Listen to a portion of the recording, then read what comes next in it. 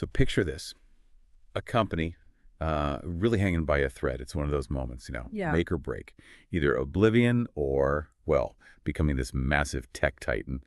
Today, we're doing a deep dive into exactly that kind of moment for Nvidia. We're looking at their really tumultuous early days and how a pretty profound failure actually shaped who they are today. We're digging into this fascinating interview with Jensen Huang, Nvidia's CEO, and focusing right in on that critical time just after their first big product, well, spectacularly failed. Yeah, exactly. And our mission here really is to pull out the core insights, leadership, strategy, sheer resilience, that kind of thing. What emerged when NVIDIA was basically staring into the abyss. And we want to understand what these lessons mean for tackling challenges, really in any field, not just tech. Because as you'll see, this isn't purely a story about silicon chips. It's really about the core of adaptation, about strategic thinking when you're under, well, immense pressure. Okay, so let's unpack this. When Nvidia first came out with their product, NV1, their ambition was huge, right? They wanted to be the world leader in computer graphics for consumers. And get this, when they first thought up NV1, they were pretty much the only company even trying to do this. And technically, the choices they made for NV1, they seemed quite deliberate, given, the computing power back then. They went for something called forward texture mapping. Maybe think of it like drawing on flat paper before you crumple it onto a ball, applying the texture before the final shape. And they chose curved surfaces. The idea was smoother objects, not jagged edges. They thought, well, curved surfaces mean fewer complex math calculations, fewer floating point transformations for the CPU, which was good because CPUs like the 486, the early Pentiums, they were pretty weak at that stuff. Oh, and they decided against Z buffers. Those are like invisible depth maps telling the computer what's in front. They skipped it mainly because memory was just so slow. Reading and writing that depth info would have been a bottleneck. Right, seems logical on paper. But despite all that, NV1 just failed. Yeah. What specifically went wrong? Why didn't it work out? Well, it basically boiled down to usability. It turned out that no software tools could actually handle those curved surfaces they were banking on. Yeah. And maybe even more critical, application developers. They couldn't build anything with them. Jensen Huang himself, looking back, just called the whole tech exactly wrong. Wow. Exactly wrong. That's blunt. It really was a fundamental misstep. So what did the industry need then, if that was exactly wrong? What everyone actually needed was something called inverse texture mapping. That's more like applying the texture onto the shape as it's being drawn, way more flexible for developers. And they needed triangles, the simple, basic building blocks for almost all 3D graphics, not these curved surfaces and this mesh of quads they were using. And those Z buffers they skipped. Turns out, yeah, they were absolutely essential. Developers needed them for realistic depth, for overlaying things properly.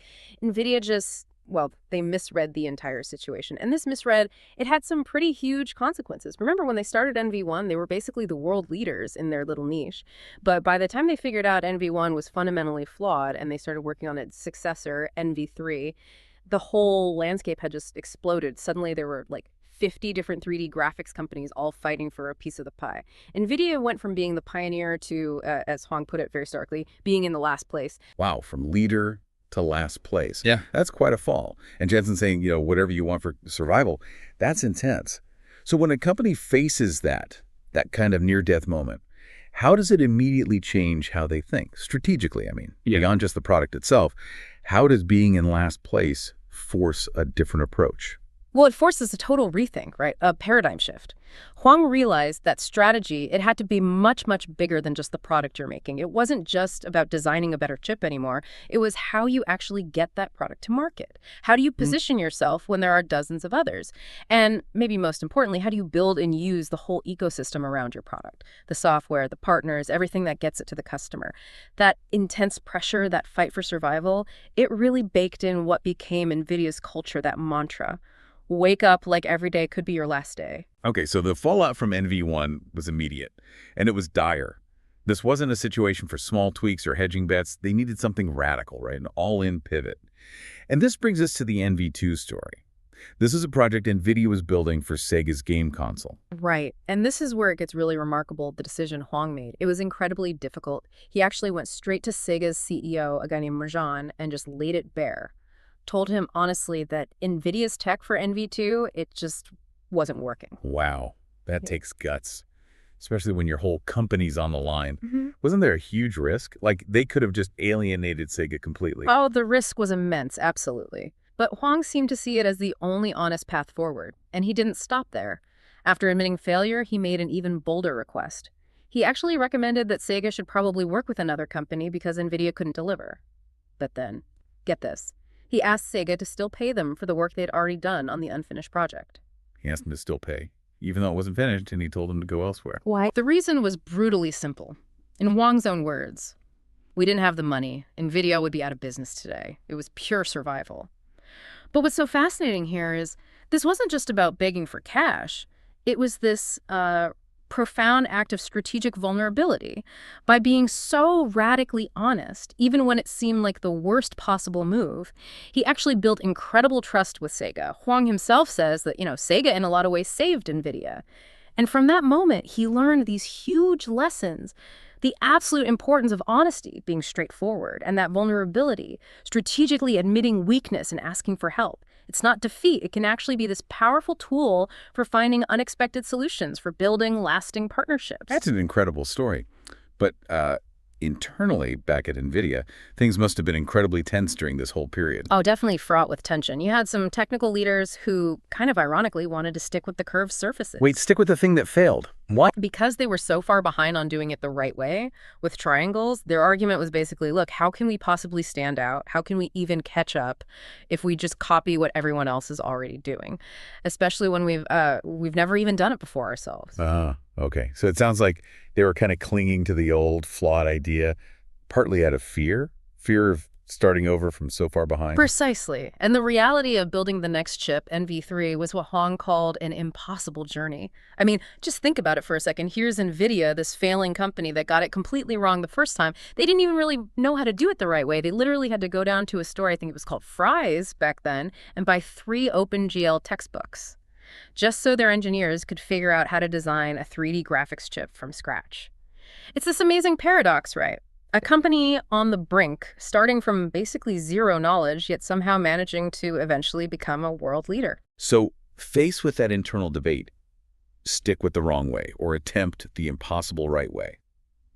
How did Jensen Huang finally cut through that? How did he make the call? His decision was incredibly clear and unwavering. He basically said, just because we don't know how to compete doesn't justify doing it the wrong way. And just because we don't know how to win doesn't mean we should continue to do it the wrong way. Powerful. Yeah.